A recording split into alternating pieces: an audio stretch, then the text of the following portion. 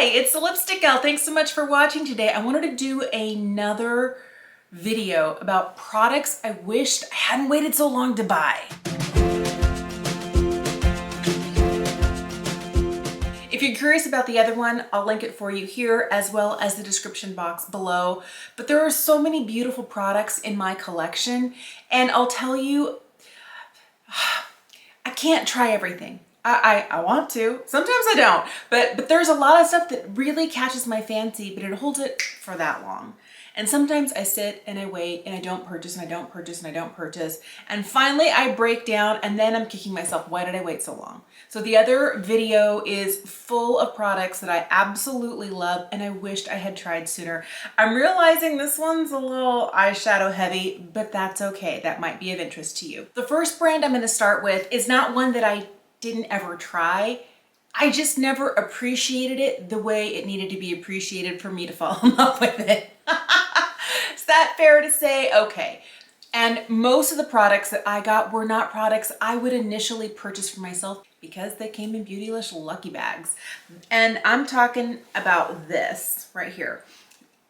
I tried this palette from Viseart in my very first Beautylish Lucky Bag. This is the Natural Mattes 01. It's their kind of original basic matte palette. It's in the old packaging. The pans are not magnetic. They're not removable. I like that they have made that change so that you can rearrange things to your heart's desire.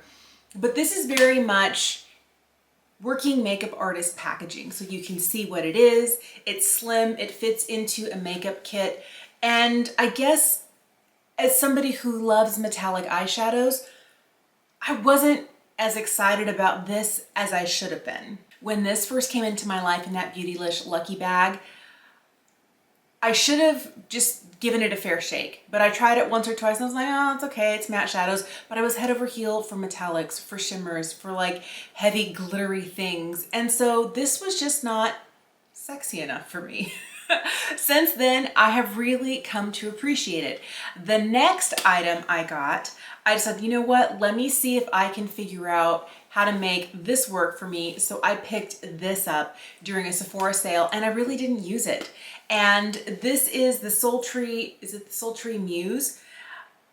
Beautiful, like the metallics here, but they were not like the heavy metallics I was looking for when I got this palette 5 or 6 years ago. And here's where I'll tell you what's great about this now is as I'm 47, my eyelid texture is not as taut. It's a little crepier than it used to be. These do not emphasize the texture, and I appreciate these on a whole new level. Another Viseart palette that I could not come to appreciate because I don't wear a lot of rainbow eyeshadows, but I didn't take a close enough look that these guys here are super easy to use. The darks right along the top, super easy to use. Like these more murky greens, like these guys here and this one down at the bottom, like they could go with nearly anything. And I have slowly started to pull this out for the mattes because the quality is impeccable. So I already had these 3 palettes in my collection and I was like, okay, Viseart, whatever.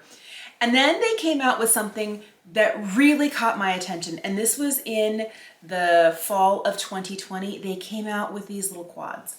So first of all of the rest of those palettes are a little big for my general taste. I like something a little more bite size. And then there are 2 metallics in here and I was like, yes. This guy in the middle is more of a satin shade, but these guys here are definitely more metallic, and 1 matte, which is beautiful and buttery and blendable. And so when I tried this quad in Praline, I was like, so excited. At the same time, I picked this one up. And these 2 quads are the reason that I fell head over heels for Viseart. The mattes were beautiful and blendable. The metallics were just like ridiculously insane, like some of the most beautiful metallics I had ever seen. And I feel like these are a little bit different than what I was experiencing in this. These have a little bit more of that buttery feel and they're a little bit more pigmented and punchy. I feel like I was experiencing that with both the metallic formulas in here as compared to the Sultry Muse. But I'll tell you, they have that same quality where they don't make my eyelid look older. The mattes blend to perfection. And it was these two palettes that I spent, what, $23, $24 on, that when they started launching other things, I was like, oh, yes, hello. And then spring last year, they had their spring sale. And during their spring sale, I picked up 4 palettes. I picked up these little teeny tiny guys. This right here is the Solstice. I have used and abused this duochrome shade here so much. I also picked up this one. This is the Midsummer. Another one where the duochrome in here has been like my finger has been in there so many times. I never reach for these palettes without using the duochromes in them, but I like how small they are. And these ones, like the Petitfours, have removable pans. Everything is magnetic, so you can take it out, rearrange it, or you could take them out and create your own palette. I love that. It makes it super easy and versatile, and I like that the packaging, you know, is very reminiscent of all the other ones. The sizes are different. They have the ribbon pull, it's got a little magnetic closure, and the larger palettes have a little mirror. During that same sale, I picked a couple of larger palettes up. This right here is the Paris Edit. It has the same size pans as these 8-pan palettes here, but this is a rosy and smokier, and I've been really craving cooler tones. This has been beautiful. You still do have kind of like a peach and some kind of warmish shades here, but a lot of this leans a lot cooler. I have been in love with that. The last one I picked up during the sale was this guy here. This is the Viseart Paris Love Letter, and she's beautiful. So this is a little peachier, a little bit warmer, but then you have some of these metallics that are a little bit cooler in through here. Oh my goodness, this is like spring in a palette for me. I love the green, I love the lavender, and I love this silver.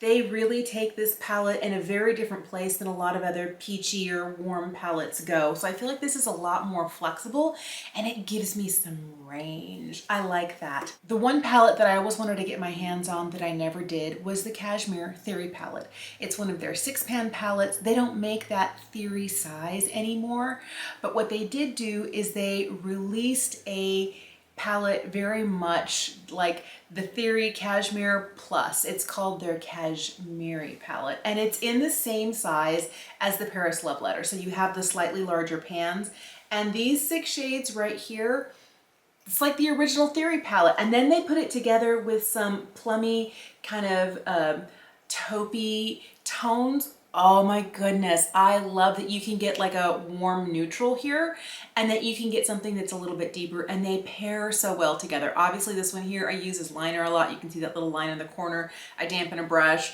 run it through there, and put on some quick liner. This is one of my favorite palettes, and this is one of those that I would reach for like habitually over and over and over again if I wasn't putting myself on a makeup rotation. Like this month you're using these palettes, next month you're using these palettes, because when I got this, I used it non-stop. I've seriously fallen in love with Viseart because this holiday season, when they released new Petitfours, I got all 4 of them.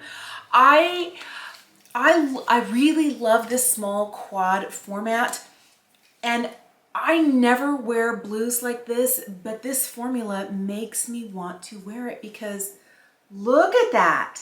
It's beautiful. The silver in here is another remarkable, absolutely gorgeous shade. I feel like they do such beautiful quality. This green, this peridot, I love. I have an entire video trying on all 4 of these. I will put it in the description bar down below, but I'll just tell you, it felt like I wasn't trying the right products from Viseart. And then when I finally did, I fell in love. Hardcore, and I have been purchasing everything that makes sense for me. They have come out with some palettes that are just not a color story I would find myself using regularly, so I've skipped those, but I've picked up everything that like catches my fancy and excites me, and I can't wait to see what else they come out with. This next brand, I'd seen swatches, I'd watched videos like for years, but the reason I didn't make a purchase was because I couldn't walk into a store, brick and mortar store, and swatch it and look at the colors and see it for myself, because I've been so disappointed so many times buying something based on a review and it doesn't work for me, or thinking I'm getting one color but the photos that you see online are different than what they are under natural light. And I also, I'm not gonna lie, I was worried because it was an indie brand. It was a smaller brand. I didn't know what the quality was like, and I heard so many people raving about it. And I literally watched videos from creators for 2 years straight before I was like, okay, I think I'm gonna do it. And I'm talking about Sydney Grace. This is their newest palette, their Be Mine palette. This came out in January of 2022, just this year. And I love this palette so much. I have so many absolutely gorgeous palettes. I have these guys. This is the Summer Days palette. You can see that it's got like a lot of product like all over the place, but they have a very special pressed pigment formula. Look at the metallic shine of these guys. This is what I love. And every time I do this, I feel like, and I know it's silly, but they look so yummy. I like that this one has a slightly kind of pinky nude lean to it. If you like more of a sunset or sunrise, you would like, this is the Chase Your Dreams palette. Okay, my most used and my absolute fave is the Enduring Love. This is their original metallic packaging. They have since changed to the cardboard packaging that is more like this, but I love the shades in here. You can tell I use this one a lot. It's so beautiful. One that they recently restocked, and I hope you can still get your hands on it, is the Tiny Marvels. This was a collab with Mel Thompson, and the shades in here are absolutely stunning. I mean, if I were just to run my finger over a few of these, I mean, look how gorgeous they are. The other thing you need to know is it's not just the metallics that are beautiful. The mattes are pigmented and they blend effortlessly. I cannot wait until they have their Christmas in July sale this summer, because every year they come out with a new 9-pan palette. For 2021, they came out with a Coffee Talk, and there was one that was candy themed that I didn't pick up because I don't think I was going to use it. But I like that this one is kind of a little bit cooler and a little bit darker. Here are the pressed pigments, the 3 along the bottom. I mean, just look at the shine on these. They're absolutely remarkable. I love this brand so much. I went through and I did a really large single eyeshadow declutter. I used to have single shadows from MAC, Anastasia Beverly Hills, ColourPop, and I got to the point where the only ones I kept were Sydney Grace. And this is my Sydney Grace singles palette. As you can see, the bulk of them are these like really shiny metallics. They're just special. I love that I don't need an eyeshadow primer when I wear these. I love that the mattes and the metallics blend with no effort. It doesn't matter if I want to do a one shadow look and do something really easy with a matte, or a single shadow look with a pressed pigment and get that really metallic shine on my lid. Or if I want to use several of them, they're so easy to use. They take very little blending. You don't have to be a makeup pro to make these look good. That's the reason I love this, and I'm kicking myself for not getting it the first time I heard about it and was like, oh, I don't know, maybe I should have just taken the plunge. I remember trying Flower Beauty's eyeshadow formula when it first launched, and it was okay. It was actually really good for drugstore, and I hate when I have to qualify it good for drugstore, but I think you understand what I'm talking about. But then they came out with a new formula, and it's in their Jungle Lights palette, and it's in this, their Desert Lights. And I was like, no, I don't know. I've tried Flower Beauty before. It's not for me. These are for me. I love this palette so much. And I wish I had just like, because I had been eyeing this palette for like a year and a half. I don't remember when it came out, but when it came out, I was like, oh, that's pretty. And I was like, no. And then I saw people use it, and I saw people swatching it, and I didn't pick it up until January this year, and I should have just I should have just taken the plunge. This is one of those where it's ridiculously metallic. The formula is soft. It really reminds me of Sydney Grace. It's affordable, it's drugstore, and the pans are huge. I've actually even used this one here lightly as a highlight. It's a little crazy, but if you lightly and you buff it in, it's just gorgeous. I think that this quality makes me want to get the Jungle Lights, and I keep reminding myself there are some colors in there I just would never use, and I already have a massive eyeshadow collection. I don't need it, but if you end up seeing the Jungle Lights here, don't be surprised. This has kind of reinvigorated me with the desire to try more flower beauty, because when they get it right, oh, do they get it right. I stepped away for about 15 minutes and then life started happening, and now it's 6 hours later. So I'm gonna jump back into this, hopefully with a similar energy. I look a little different because my makeup's worn a little heavier. My hair is finally fully dry and floofy, but let's keep talking about those products. Okay, I wanted for years to try Beauty Pie. I remember when they were sold exclusively in the UK. I remember hearing Wayne Goss talk about it. I remember hearing Nadine Baggett talk about it. I wanted to try Beauty Pie for years, but I couldn't let myself do it. I couldn't do it, and I didn't do it, and I didn't do it. And I'll tell you, when I finally caved in the summer of 2020 and made my first purchase, I was blown away. All right, I am a huge fan of Beauty Pie. I think their skincare is amazing. There's so many things that I have tried, so many things I still need to try.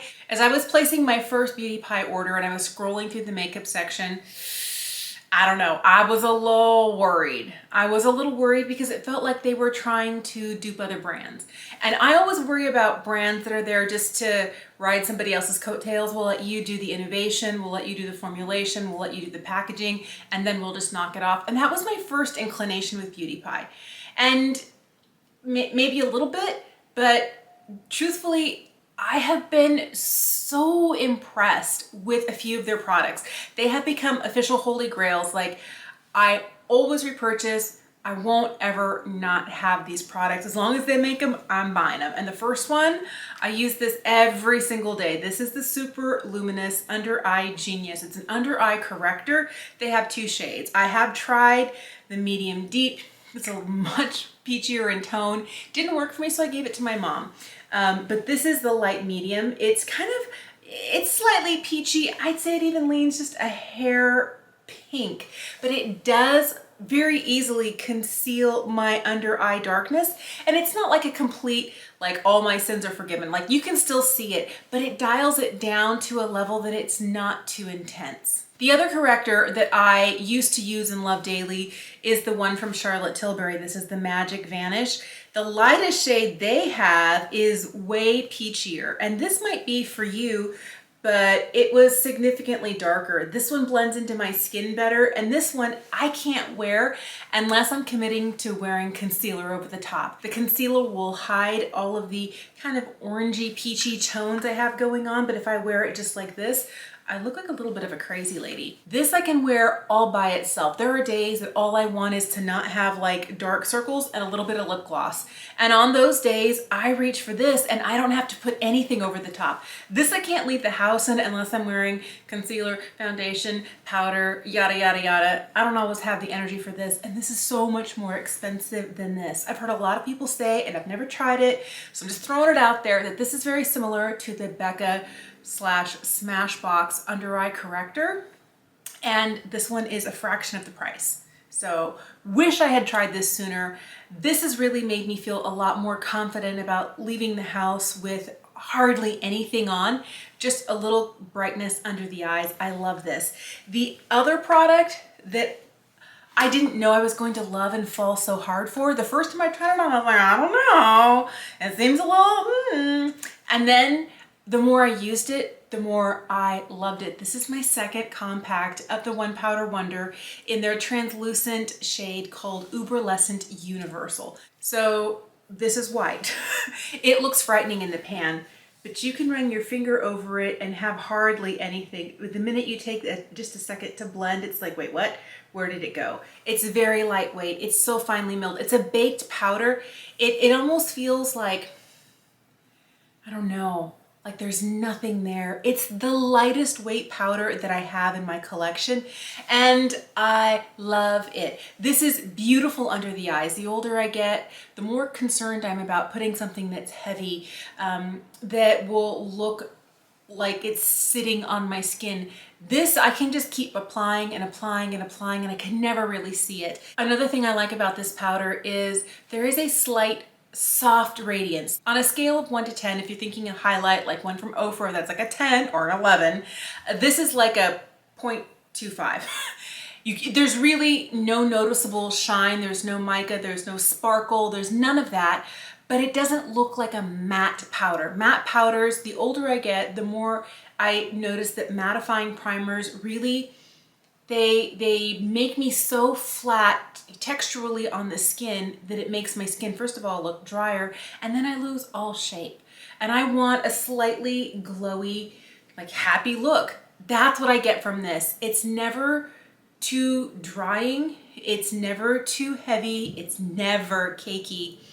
And even though it looks white here, it really is universal. Now, remember, take that with a grain of salt, like being translucent, because I wear the lightest or second to lightest shade in every foundation, powder, and concealer that I've ever tried. Sometimes the lightest shade is not light enough for me. My lighting doesn't really do justice to my fair skin. I'll insert a picture for you of like what my skin looks like in natural light, but this powder is beautiful on me and I think it would work on a wide variety of people. It's the one thing, like these are the two things from Beauty Pie that I don't ever want to be without, and I'm kicking myself. I could have been using these for years and having like more years of like beautiful makeup if I'd only just taken the dive. People for years have been leaving me comments about trying an eyeliner from Inglot. This is the AMC gel liner. This is one of those makeup artists' favorites, and oh my goodness. This has made me believe that winged liner after 45 is possible. For years, I didn't wear a liner because I deal with leaky eyes, and my left eye in particular used to eat up like, I don't know, like a dime-sized area here where it would constantly leak and I was forever wiping it. And the next thing I knew, I had like a dime-sized area where there was no mascara, no liner, no concealer, no powder, foundation, or eyeshadow, just like a little bare spot right here. But now that I feel like I have that leaky left eye under control just a little bit, I've decided I want to start wearing liner again. And I think it was in the last 2 years I needed moments of joy, and winged liner always brought me joy and colorful liner always brought me joy. I was starting to play with liner last spring and I just kept buying more liner, and I finally bought this.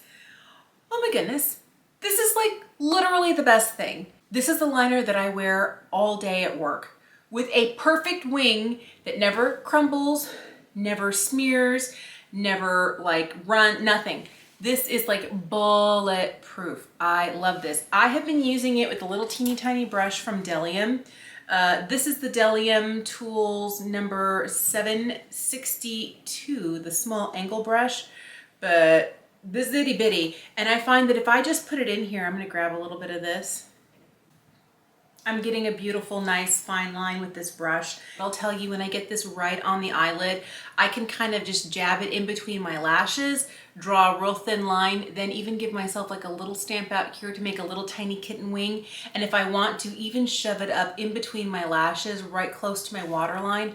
This stays all day. This is the one thing that I know that if I'm wearing it at work, I'm in and out of gloves, I'm cleaning dental tools. I definitely don't want to be touching my face in the middle of the day for hygiene purposes. I don't have to worry about this. I don't have to worry about, like, you know, cleaning up after my little leaky left eye, because if my eye starts to leak, this doesn't budge. I love this, and I wish I had tried this. People have been telling me for the last 3, maybe 4 years, have you tried the Inglot liner? And I finally got it this spring. Where was I? Where was I? Totally worth it. It comes in a variety of colors. If you're curious, this dark brown is shade number, I don't know that you'll see it here. It's shade number 90. I love this. I can't imagine not having this in my collection. So when Pat McGrath Labs launched, I didn't buy anything. And I remember everything came in those little vinyl pouches that were full of sequins with like a little product rolling around on the inside. And then she started coming out with the Mothership 10-pan palettes that came in those beautiful, each individually like kind of wrapped cardboard. I don't know, they were beautiful. Absolutely stunning. And I tried a few things and I was kind of like, oh. And I think it was because I don't have makeup artist skills. I didn't have makeup artist tools. I didn't know you needed a mixing medium to keep some of the special shades from like sparkling on your cheeks as opposed to on your eyes. So I felt like I wasn't really understanding the hype. So I quit buying Pat McGrath stuff. But last year, summer of 2021, she debuted blushes and I wanted to try them because your girl loves a blush. And in that order, I said, you know what, as I'm picking up things, I'll pick up the blush, I'll pick up something else. And I threw a few things in just to see what they were like. And this is one of those products that I wished I had purchased when it initially launched. And it's this. This is the under eye setting powder from Pat McGrath. Now, I couldn't tell you the exact name because it has all worn off the back. This little guy is so beat up and I'm about to hit like pan right here. You can see that it's just like, yeah, it's getting thinner and thinner. This is the lightest shade. This is white, but it's not listed as white. It's listed as light. But this is one of those products that is so remarkably fine. It's not as hard pressed as the one from Beauty Pie. I feel like the one from Beauty Pie is a baked product, so not as much comes off. I'm getting a ton more product here, so I have to be careful how I use this when I put it underneath my eye so it doesn't end up looking white. But if I get just the right amount and I dust it, it's undetectable. This is $30, but I could see, and tiny, but I could see myself repurchasing this because I didn't realize how good it was and how much I liked it until I realized I would use it and I'd leave it back on the table. Instead of putting it in a drawer, putting it away, I left it there and I'd reach for it every day, month after month after month. This is a beautiful product. Wished I had discovered it when it first launched.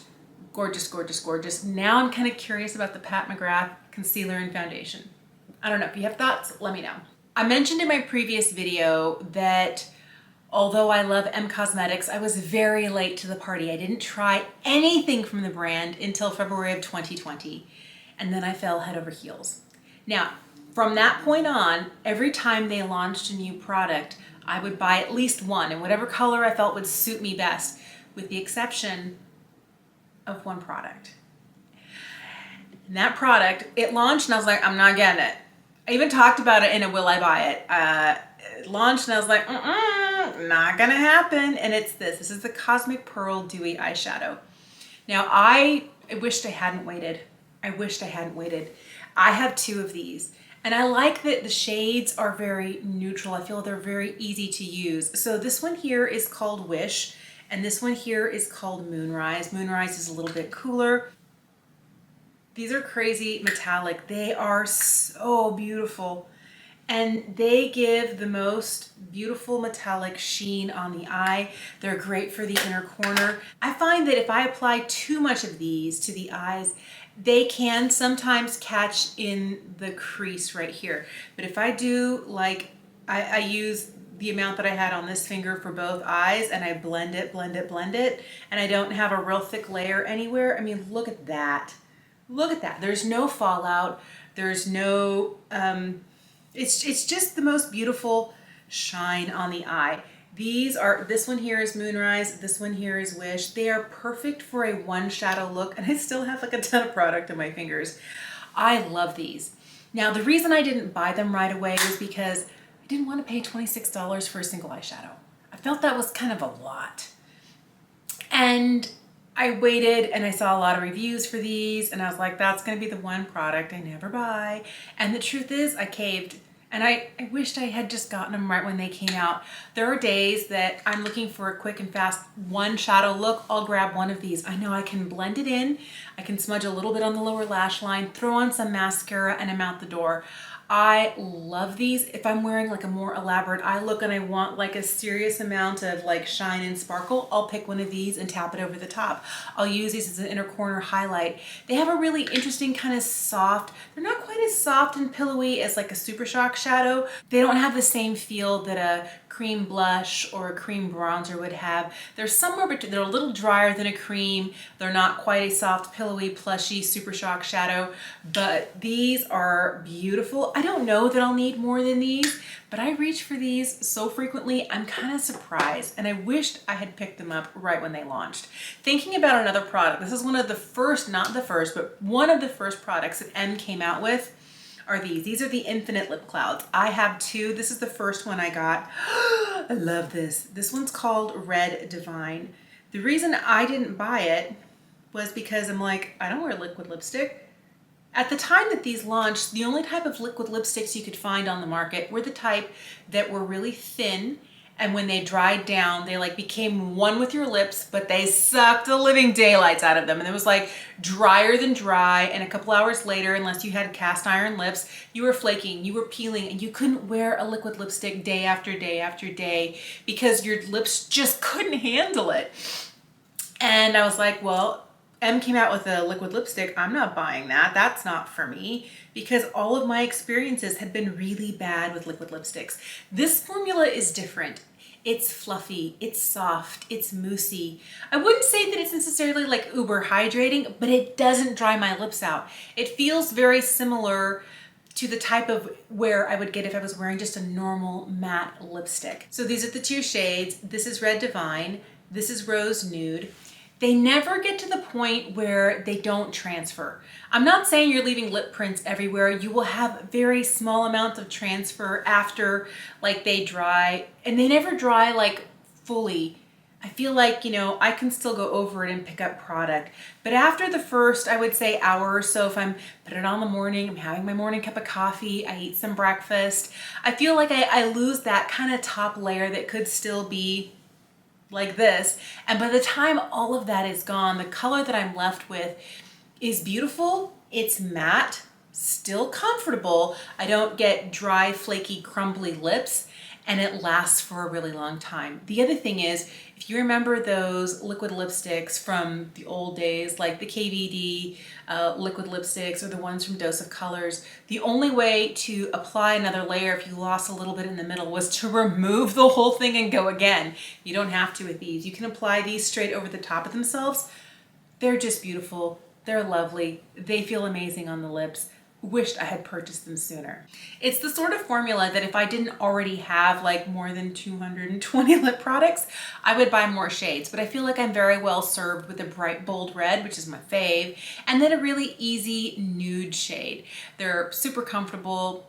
They're just beautiful. It's an elegant formula. Last couple of products I have for you today are both lip products, and they're kind of iconic.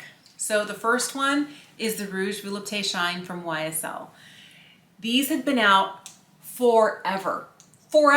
They weren't new, but I always was pulled in by the packaging because, like, aren't they just so pretty? These two actually I have engraved with the Lipstick Gal. So I love these like a little bit more than everything else, but I have like 3 others. I love this formula. I won't allow myself to continue buying more of these because with 5 shades, like, do I really need any others? No, I don't. But what I like about it is it's a sheer glossy lipstick. This is like, I think, the first sheer glossy lipstick that I truly fell head over heels for. And I've had a shade of this. This is number 45 Rouge Tuxedo for probably the last 6 years. So this is obviously not a new formula, but by the time I tried it 6 years ago, it'd been out forever. This is, I think, my 2nd or 3rd tube of this red. Love so much. This one here is Rouge Lulu, which is number 124. But they're the easiest, low maintenance. Like, you can swipe them on, they feel like a balm going on. I like a sheer non-pigmented lip for days that I don't want to be too fussy.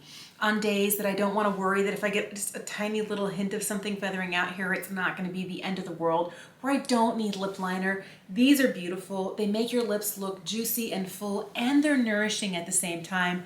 Not to mention, they're just beautiful to look at. I wish I had tried these way before I did, but they're a constant repurchase for me, especially this one. When I run out of the red, I always get another. The last product is a Charlotte Tilbury product.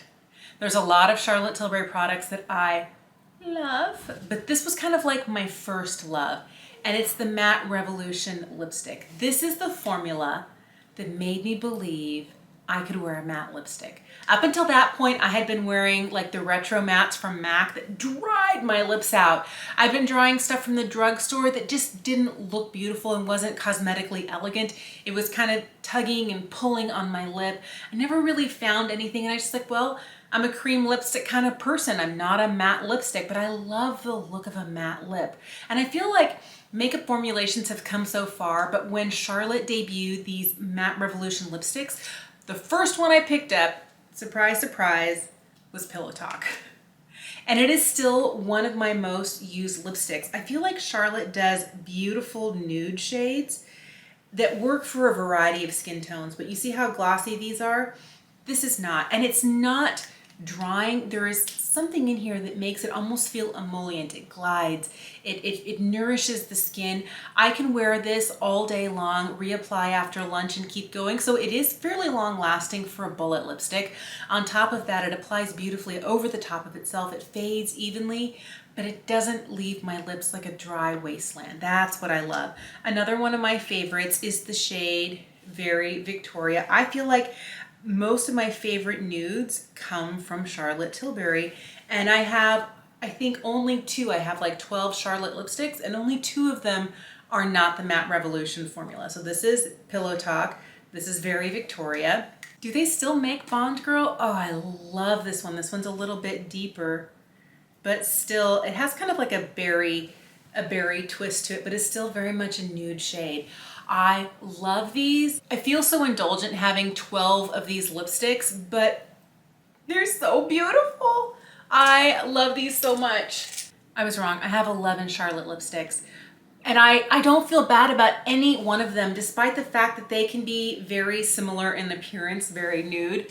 I love them, and this matte formula, this was kind of the formula that kind of kicked off my love affair with matte lipsticks. After I tried this, I was willing to try this. After trying these, I was really intrigued when Lisa Eldridge came out with her velvet lipsticks, her matte velvet lipsticks. I have started looking for more lipsticks, and I know I would not love the ones from Milani from the drugstore. The matte fetish lipsticks, if I hadn't fallen in love with these first. And these are the ones that I wished I had tried like right when they came out. I waited and I waited and I waited and I waited, and I finally purchased them. And I don't regret a single one of them. They're absolutely stunning. Thanks so much for watching today. I would love to know what makeup products you have in your collection that you had to hear everyone talking about again and again and again and again, and you had to like, well, is it really that good? Did I really need it? And you finally caved and bought it, and you're like, yes, it's the best. Let me know in the comments down below. Or if the reverse has happened, where you caved and you bought it and it was not everything everyone promised it was. Tell me what product and let me know your experience down below. Thank you so much for watching. Have an incredible day, and I'll see you again soon.